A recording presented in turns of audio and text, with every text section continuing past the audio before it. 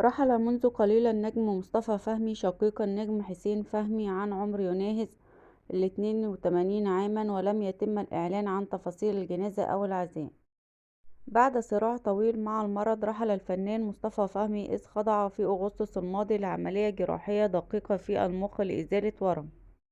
وبعد أن قام فهمي بإجراء عملية جراحية بالمخ لإزالة الورم، تدهورت حالته الصحية منذ تلك الوقت حتى وفاته. وكشفت مصادر أنه رحل اليوم قبل وصوله إلى المستشفى. وأكدت نقابة المهن التمثيلية عن وفاة الفنان القدير مصطفى فهمي عن عمر يناهز 82 سنة، شقيق الفنان الكبير حسين فهمي.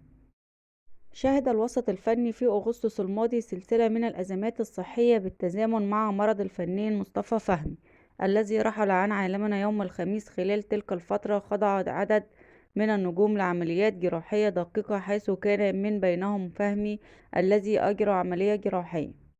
في يناير تعرض مصطفى فهمي لجلطة دماغية أثناء وجوده في فرنسا، مما استدعى تدخلا جراحيا عاجلا. وبعد عدة أشهر من معاناته من صداع شديد، أظهرت الفحوصات الطبية وجود ورم في المخ، ما دفع الأطباء إلى ضرورة إجراء عملية لاستئصاله. في بداية أغسطس أجرى فهمي الجراحة في مستشفى الشيخ زايد، وغادر بعد فترة قصيرة تحت رعاية طبية، لكن حالته الصحية تدهورت فجأة يوم الثلاثاء، حيث تم نقله إلى مستشفى آخر، ورغم الجهود المبذولة توفى قبل الوصول. في الوقت نفسه خضعت الفنانة نهال عنبر لعملية جراحية في الكتف بعد سقوطها على المسرح، مما أدى إلى خلع. ورغم أن الأطباء نصحوا بإجراء العملية في البداية، إلا أنها اعتقدت أنها ستتعافى بالعلاج، ولكن الألم تفاقم، ما دفعها في النهاية للخضوع للجراحة منذ يومين. وخرجت من المستشفى لتبدأ فترة النقاهة. الفنان تامر فرج عانى لفترة طويلة من آلام شديدة في البطن، لكنه تأخر في اتخاذ قرار الخضوع لجراحة استئصال المرارة.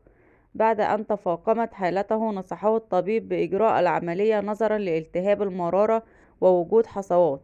أجرى فرج العملية يوم الأحد، وبدأت حالته الصحية تتحسن، لكن الأطباء طلبوا منه الانتظار 48 ساعة قبل مغادرة المستشفى.